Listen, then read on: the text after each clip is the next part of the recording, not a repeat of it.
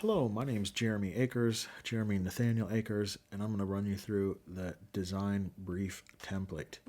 This design brief template is designed to be the most minimum specification, no experience required version of getting prepared for a meeting or workshop and arranging time and attention together. So, the first thing you're going to need a description for is context. What setting are you operating in? The second thing you'll need a description of is your purpose, your outcomes. What would you like to have happen in the context of this meeting, this time together? What is it you hope to deliver? Participants, who are you going to need to be involved in order to accomplish your intended purpose? Like, what's the brain power? What's the decision-making people? What's the people that are going to be infected? Who has information about the thing you're trying to consider?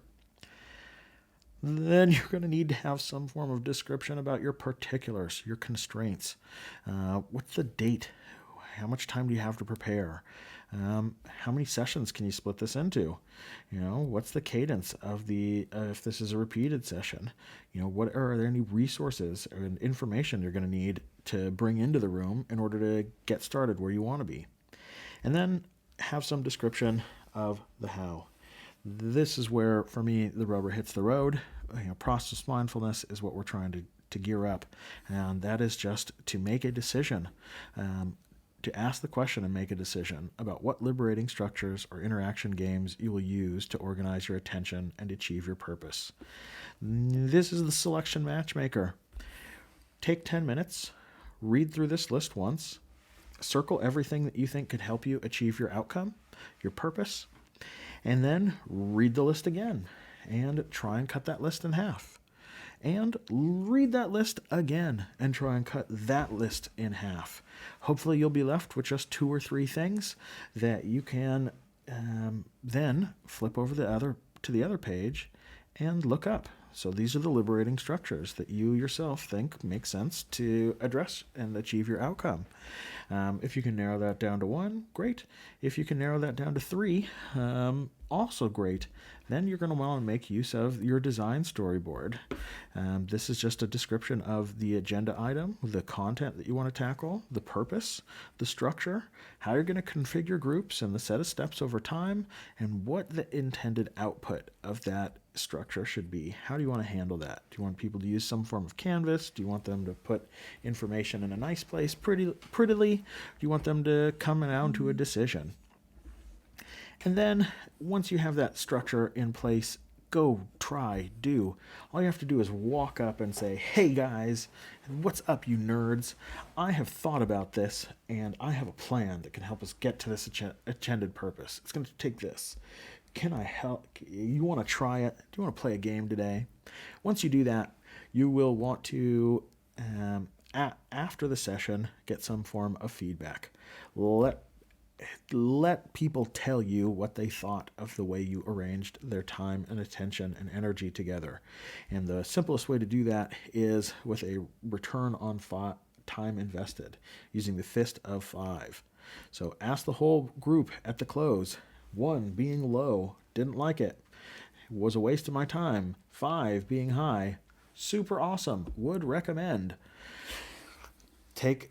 Ask people, give them 30 seconds to think, and then count down. And 3, 2, 1, show me. Use your hands, make use of the chat, but make it explicit. What was the return on time invested? You want to be a super badass? You ask somebody on the low end of the spectrum, all right, man, what happened? Where did we lose you?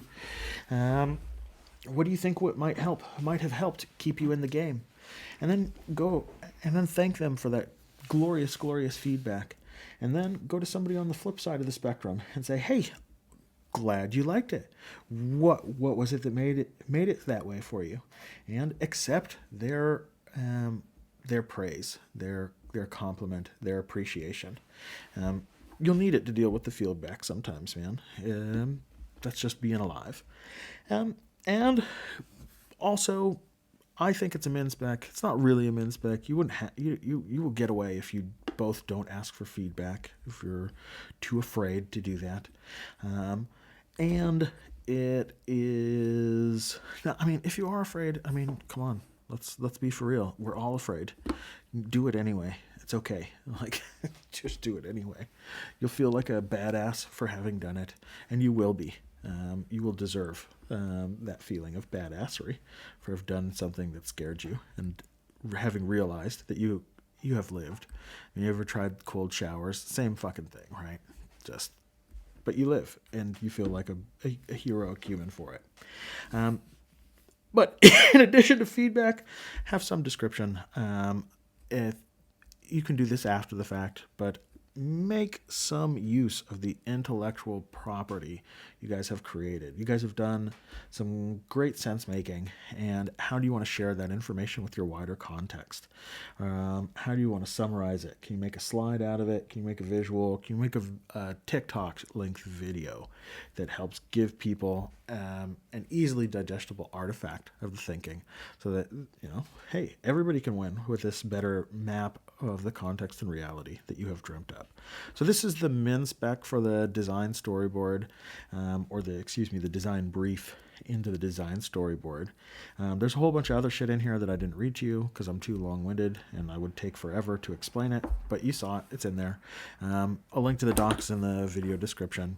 My name's Jeremy Nathaniel Akers, and thanks for your time, attention, and energy.